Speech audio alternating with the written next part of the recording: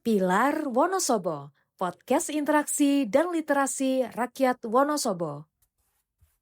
Assalamualaikum warahmatullahi wabarakatuh. Halo penonton setia Pilar Wonosobo, kembali lagi bersama saya Kabul dalam program Pilar Wonosobo, podcast interaksi dan literasi rakyat Wonosobo, yang kali ini yang menghadirkan obrolan santai namun penuh wawasan tentang kepemiluan. Kali ini atau pagi ini kita kedatangan narasumber yang sangat luar biasa, istimewa sekali. Sosok perempuan inspiratif sekali, yaitu Budian Kartika Wulandari. Beliau tidak perlu kita untuk mengkorek bagaimana beliau di kepemiluan itu kiprahnya bagaimana. Beliau sekarang adalah anggota Bawaslu Kabupaten Wonosobo. Tapi perlu untuk teman-teman pemilih sekalian ketahui, beliau dulu adalah seorang KPU juga. Berada di divisi Rendatin ya Bu ya, kalau nggak salah ya. Kita akan membahas tema yang sangat penting, yaitu mengawasi bareng. Ataupun nanti edukasi pengawas partisipatif ala Bawaslu. Jadi gimana sih nanti masyarakat bisa ikut untuk mengawasi dan sebagainya. Masyarakat yang gimana, atau nanti juga ada siapa saja yang boleh, kira-kira seperti itu. Selamat datang Budian di podcast kita hari ini di KPU Kabupaten Wonosobo. Selamat pagi, selamat datang. Selamat pagi Mas Kabul. Terima kasih sekali undangannya pagi ini. Menyenangkan sekali, istimewa banget hari ini ya. Iya Bu. Bukan cuman KPU yang istimewa, mungkin saya merasa istimewa sekali hadir di sini lagi gitu ya.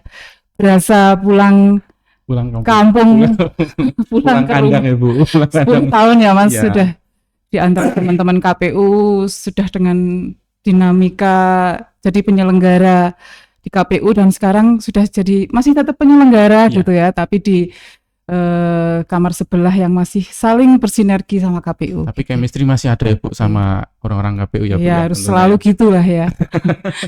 Terima kasih banget. Sebelumnya menyapa dulu ya teman-teman pemilih ya. Ya, masih teman-teman pemilih masih. Acara Pilar. Apa Ya. itu Pilar? Podcast literasi tentang pemilu di Wonosobo. Tentang pemilu Ya. di Wonosobo ya. Mungkin ini kesempatan pertama ya gitu ya, saya Bawaslu yang ketemu teman-teman KPU di acara podcast gitu. Kalau teman KPU kayaknya pernah diundang ke acaranya Bawaslu ya, kayaknya ya gitu. Ini kunjungan balasan perdana gitu ya. Balasan dari Bawaslu ya Bu ya. Tadi dari kenalkan sama Mas Kabul, Mas Kabul juga dulu pernah bersama saya di Bawaslu gitu ya, sebagai bagian dari pengawas gitu, ketemu lagi. Beliau sekarang sudah jadi komisioner KPU gitu. Gitu. Jadi sehat Mas Kabul? Alhamdulillah sehat. Alhamdulillah ya. Oh iya Budian, mungkin banyak pendengar yang belum mengenal lebih dekat. Bisa diceritakan tentang peran Ibu sebagai anggota Bawaslu Wonosobo? Iya. Jadi tadi yang Mas Kabul bilang, saya satu dari 5 pimpinan Bawaslu ya, perempuan gitu.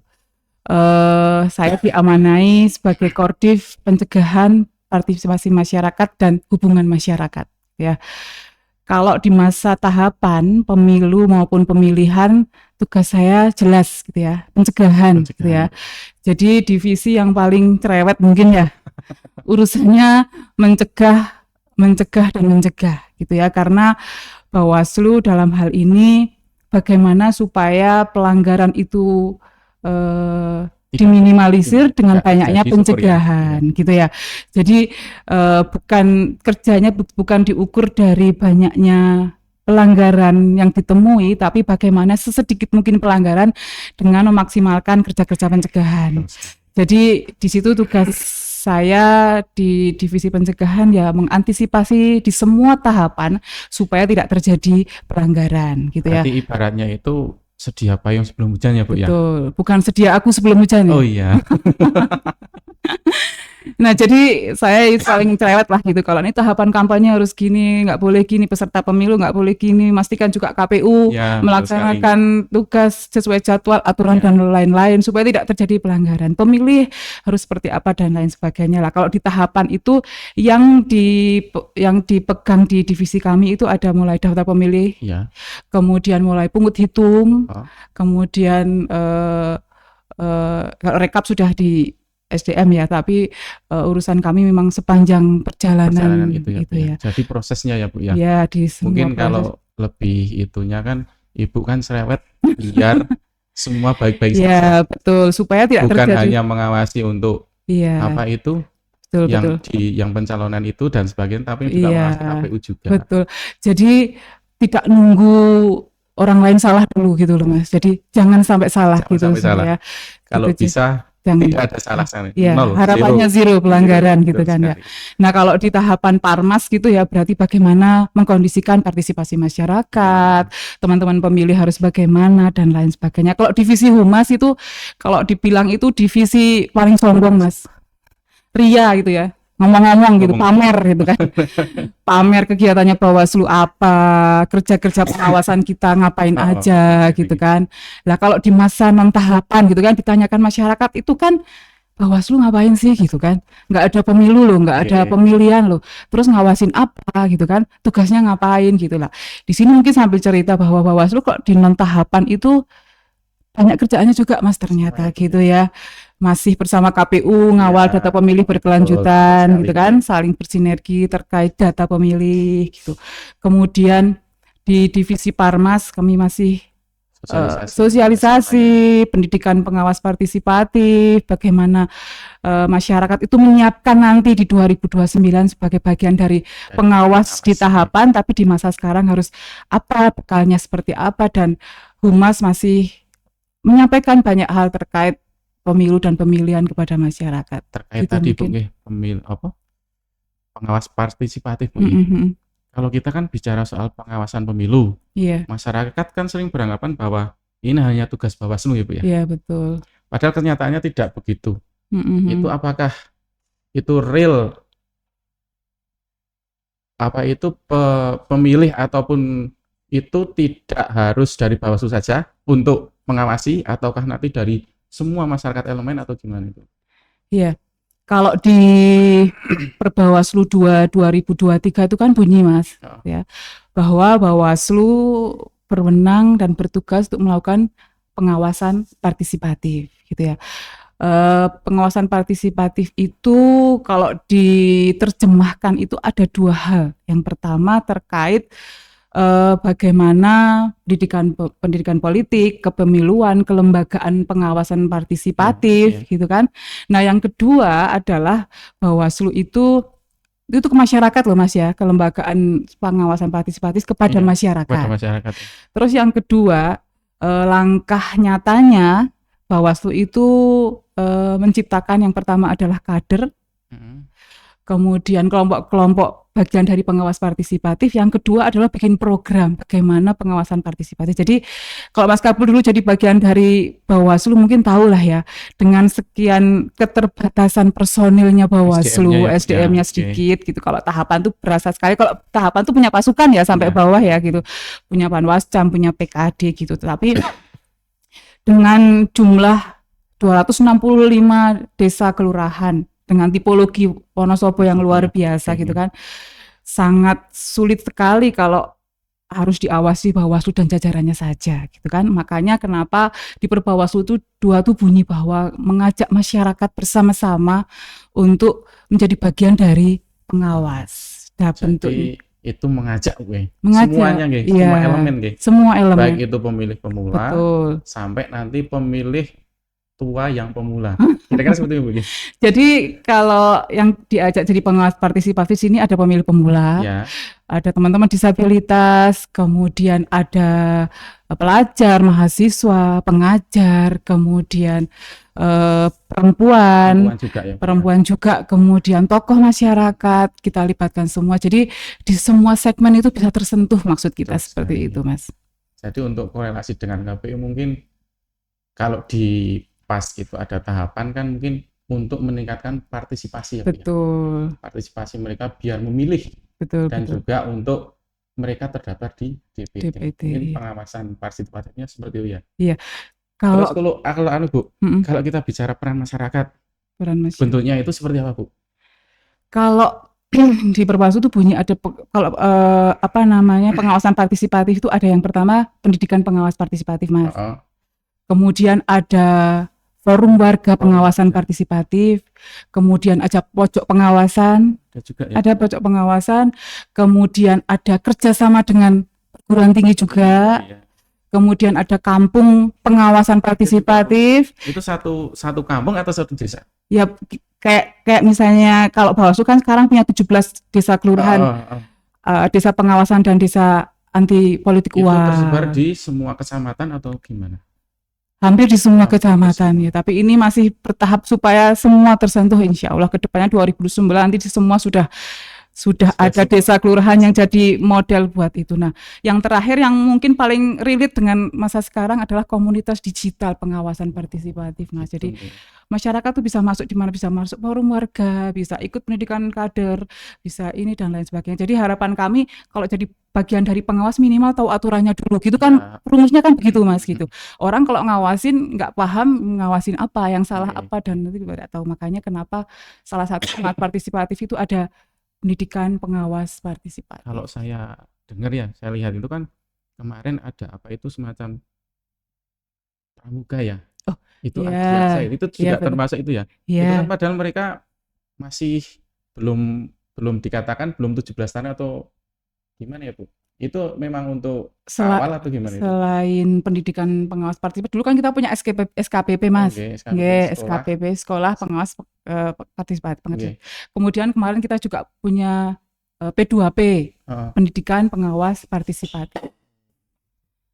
Yang alumninya juga sudah jadi bagian penyelenggara. Kalau P2P kemarin ini baru sih ya, Baru. jadi kita bentuk komunitas baru lah. Oh, oke. Selain itu juga kita punya Saka Adiasta memang. Itu Saka itu Saka yang Adiasta. pramuka itu. Ya Saka Adiasta itu punya Bawaslu yang isinya adalah teman-teman adik-adik pramuka dari sekolah, ada yang dari perguruan tinggi yang Begitu. kita rekrut bersama. Enggak cuma dari SMA atau kan? Enggak.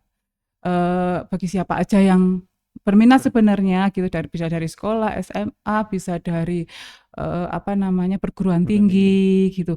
Nah, kita kerjasama sama Warcap Mas Kabul itu. Ya. Kalau pramuka kan memang urusannya Warcap ya gitu. Jadi Saka Adiasta itu mengkolaborasikan antara ilmu-ilmu pramuka sama ilmu-ilmu pengawasan. Kita punya 3 krida di situ yang kita ajarkan. Ada krida pengawasan, ada krida pencegahan, dan ada krida penanganan pelanggaran. Jadi nanti adik-adik itu setelah kita bikin kurikulum selama 6 bulan itu setelah selesai dari Saka itu dia ya pinter pramuka, ya tahu pengawasan, tahu pencegahan kayak apa, tahu pengawasan seperti apa. Harapannya seperti itu Mas. Berarti untuk mengawasi juga besok sudah nggak bingung ya Bu ya? Semoga gitu ya. Terkait dengan pengawasan, terus itu kan ada pelanggaran ya Bu ya. Itu contoh pelanggaran yang bisa terdeteksi itu apa saja Bu? Pelanggaran apa ini maksudnya? Pelanggaran pada saat kemarin apa itu namanya tahapan atau dan sebagainya. Kalau sekarang kan non tahapannya. Kalau kita kan dibilang tidak ada pelanggaran juga kemarin tidak ada lah ya kalau pas kemarin aja Bu. Iya. Kalau pelanggaran sebenarnya gini, celah pelanggaran itu ada di semua tahapan ya Mas. Ya. Mulai dari perencanaan, dari mulai pencalonan, dari mulai kalau edukasi dari Bapak kan dari ke masyarakat, yaitu yang bisa kira-kira mudah dideteksi oleh masyarakat ini yang semacam apa? Misalnya gitu. Oh, kalau yang kita sampaikan sih sebenarnya garis besarnya tentang bagaimana mengajak pemilih ya, tahu tentang hal-hal di sekitarnya dulu aja gitu, yang paling simpel gitu ya, keluarga dulu gitu kan, kemudian meluas mungkin di tetangga sebelahnya, di lingkungan sebelahnya, Skop RT nanti ya, kemudian lihat di lingkungannya ada pelanggaran misalnya kayak kita sampaikan misalnya kampanye lah ya paling gitu, misalnya kita sampaikan bahwa aturan kampanye itu tidak boleh memuat hoak, sara, sebagainya, politik gitu. identitas, ini dan lain sebagainya.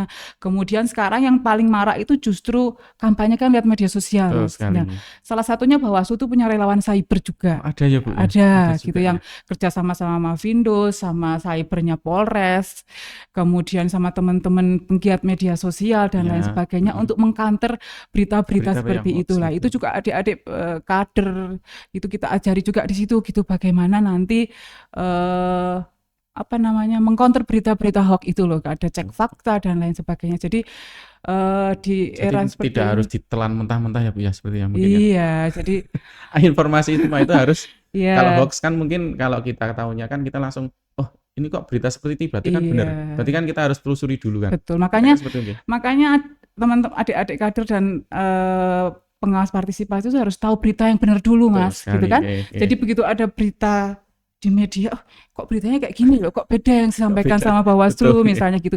Kemudian cek fakta ke Mavindo, kita punya relawan cyber, ternyata hoax lah. Fungsi di situ menyampaikan ke misalnya ke WA group atau yang menyebar bahwa berita itu betul. salah loh, ini loh yang benar Yang seperti benar itu. ini. Jadi Berarti juga membantu. bisa mengedukasi ya Bu ya. Betul, sosialisasi, edukasi, sekali. berita yang benar dan Benar, lain iya. sebagainya. Jadi Kalau mereka menyebarkan yang salah, kita counternya dengan yang betul. Itu berita ada yang Mavindo betul. yang langsung kita bisa kirim, Mbak, Oh, tolong gitu. bantu ini cek Oh, fakta begitu, dan lain oke. sebagainya. Terus berita yang real kita counter lagi gitu. Jadi membantunya tidak harus dengan langsung mungkin ya. Tapi kalau betul. anak-anak sekarang kan memang Kan pandai diurus pakai gadget ya Bu ya, ya. Mereka makanya lebih fokus kan. Kalau kita kan udah kayaknya udah nggak begitu ya enggak, Bu saya ya. aja nanya anaknya, Mas, kalau ini apa gimana gitu. Jadi banyak hal yang kita lakukan lah, Oke. Mas, dalam rangka menuju nanti di Oh, betul sekali. 2029. Kalau misalnya Bu, masyarakat kan menemukan itu dugaan pelanggaran kalau dibilang seperti itu.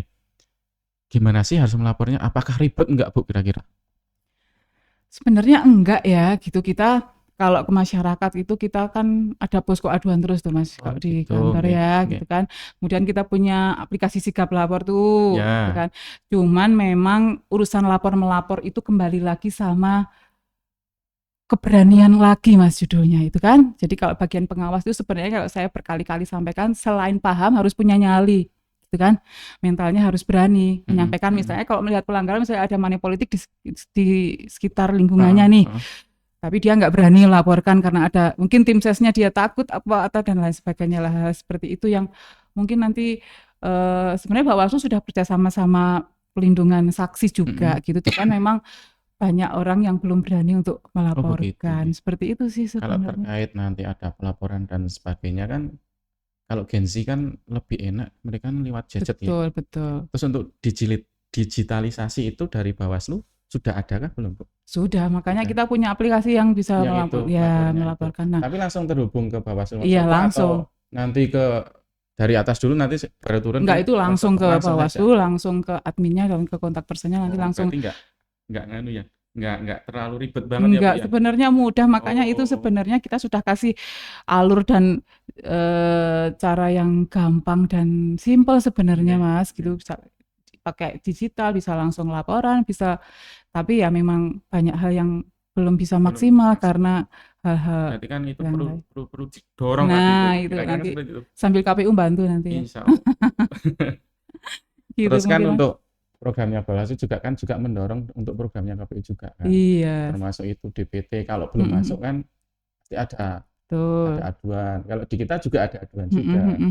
Terus untuk nanti ke depannya kan mungkin ada kolaborasi ya Bu ya. Kira-kira bisa nggak kita untuk memperkuat pendidikan pemilih di Wonosobo ataupun pengawas partisipatif di Kabupaten Wonosobo, ada kolaborasi itu kira-kira bisa nggak Bu? Kita bersama dulu. Kalau saya itu pikirannya kan gini, kalau yang sebenarnya sasaran yang paling ini kan pemilih pemula ya, Mas. Betul sekali. Ya kan? Karena pemilih pemula Wonosobo itu banyak sekali. Kalau dihitung itu kemarin zaman saya cek apa itu ada 50 ribuan lebih pemilih pemula saja. Ya, itu mereka belum tahu apa-apa ya Bu ya. Itu sasaran peserta pemilu dan beberapa yang berkepentingan gitu kan. Makanya bagaimana kita mendidik mereka supaya jadi pemilih yang cerdas, menggunakan hak pilihnya dengan benar, tahu siapa yang dipilih, dan di luar itu aware terhadap pelanggaran di sekitarnya gitu kan. Nah kalau pikiran saya sih sebenarnya kan di sekolah-sekolah itu ada pemilihan ketua OSIS dulu ya kan. Nah kalau KPU sebagai penyelenggara secara teknis itu bagaimana menyampaikan nyoblos tuh kayak apa, kemudian TPS tuh loh idealnya seperti apa sih, DPT seperti Seperti apa, apa, rekap nggih. seperti apa, nanti ada tahapan kampanye, debat dan lain sebagainya Nggih. lah. Posisi Bawaslu mungkin di situ karena selama ini kalau di posisi kalau acara pilihan ketua OSIS itu kan biasanya memang yang nggak ada yang Iya, ngawasin gitu betul kan. sekali, Nah, nggih. mungkin nanti bisa dikolaborasikan antara, jadi kita bikin miniatur kayak pemilu dalam skup Dalam kecil skop gitu ya. kecil. Jadi ada panitianya, terus ada yang independen ngawasin, bener nggak rekapnya sesuai nggak angkanya dan lain sebagainya. Itu mungkin eh, kalau ke arah pemilih pemula. Jadi kalau yang misalnya ke disabilitas mungkin nanti kita juga bisa sama-sama Sama-sama, masuk betul ke sekali. situ. Disabilitas juga Kemudian, banyak juga itu, Bu. terus Terus untuk partisipasi mereka juga masih rendah sekali betul. untuk Karena disabilitas. kalau disabilitas itu ini sih ya Mas, kesulitannya adalah mereka sendiri yang tidak mau didata gitu. Jadi data Mungkin punya mereka punya ataukah malu atau gimana, Bu, ya kira-kira? mungkin dari keluarganya Keluarganya sendiri ya, sendiri gitu mereka kan. mungkin malu Nah, ya mengakui juga betul, mungkin. betul. Dan yang kedepannya mungkin pinginnya semoga teman-teman disabilitas itu bisa jadi bagian dari penyelenggara Nggih, mungkin Mas, karena mereka yang paling tahu bagaimana betul sekali. memperlakukan Nggih. teman-teman disabilitas yang Terus Bu lain. Dian, Mm-mm. itu harapan Ibu itu apa bagi masyarakat Wonosobo terkait dengan pengawasan partisipatif itu? Harapan saya ya, Iya, heeh. sebenarnya kalau pengawasan partisipatif itu harapannya Bawaslu secara ini ada dua harapan, jangka pendek dan jangka Jangka panjang, panjang. ya kan? Kalau di Wonosobo secara khusus harapan saya masyarakat Wonosobo itu nggak hanya jadi pemilih, Ya, gitu kan, tapi menjadi bagian dari pengawas, gitu kan? Karena apa namanya, nggak mungkin Bawaslu aja yang sendirian ya, Bu, ngawasin, ya. karena ya saya tadi bilang itu pelanggaran di mana-mana, lokasinya jauh Iya, dan lain itu kan semua juga sebagainya. tidak mungkin tersentuh semua, Bu. Betul, makanya kalau masyarakat aktif, aware terhadap itu, alangkah idealnya sebuah Masyarakat lebih tahu sendiri kan juga bisa betul. nanti Nah, melaporkan makanya dan sebagainya. edukasi itu. Nah, Oke. harapannya ada dua harapan sih kalau kalau yang saya atau Bawaslu harapkan kalau jangka pendek itu menciptakan pengawas-pengawas atau masyarakat yang secara kemampuan teknis dan Teknis ya. konsep Oh. itu bagus untuk menciptakan pemilu 2029 yang 2009. lebih bermartabat, lebih apa namanya? Lebih baik gitulah ya Ya. dari segala sisi. Kalau dari jangka panjangnya, pengawas partisipatif ini harapan saya menjadi secara berkesinambungan Mas. Punya program, kan mereka punya Iya, komunitas tuh, betul. punya program yang berkesinambungan, bisa dilanjutkan terus Terus mereka akhirnya jadi turunkan. Kalau bisa betul, turun-temurun ya, iya, Bu ya. betul, Kalau betul, bisa turun betul. Kalau dipakai bagus, program ini bagus, bisa dipakai lagi dan menginspirasi ke ke yang lain. pengawasan-pengawasan. Harapannya begitu ke depannya. Terima kasih, Bu Dian. Jadi begitu teman pilih semuanya. Mungkin untuk pemilih partisipatif ya, Bu ya. Nanti Mm-mm, pemilih partisipatif itu untuk mendorong supaya mereka bisa mengawasi juga. mm-mm, Terus mengawasi dalam artian mengawasi sampai ke bawah sekali. mm, Pengawasan tidak bisa dilakukan oleh Bawaslu sendiri, mm. membutuhkan Betul. masyarakat di Wonosobo yang Iya, lainnya. betul. Jadi mungkin untuk mendorong juga mereka lebih aware lagi terhadap Betul. pilihan, mereka memilih itu untuk siapa sih? Hasilnya untuk siapa sih? Kira-kira seperti itu, Bu ya. Iya, betul. Jadi biar mereka juga didata, mereka juga tahu bagaimana sih melaporkan untuk ada pelanggaran dan sebagainya. Iya, betul. Terima kasih banyak Bu Dian atas ilmu yang luar biasa hari ini. Semoga pendengar semua semakin paham bahwa mengawasi pemilu itu bukan hanya tugas Bawaslu, tapi Betul. kita semua. Kira-kira seperti itu pendengar semuanya. Dari kami cukup sekian. Saya akhiri, wassalamualaikum warahmatullahi wabarakatuh, dan terima kasih Bu Dian. Terima kasih. Jangan lupa untuk like dan subscribe untuk sosmed KPU Kabupaten Wonosobo. Nanti ada di bawah. Terima kasih sahabat pendengar semuanya. Terima kasih. Pilar Wonosobo, podcast interaksi dan literasi rakyat Wonosobo.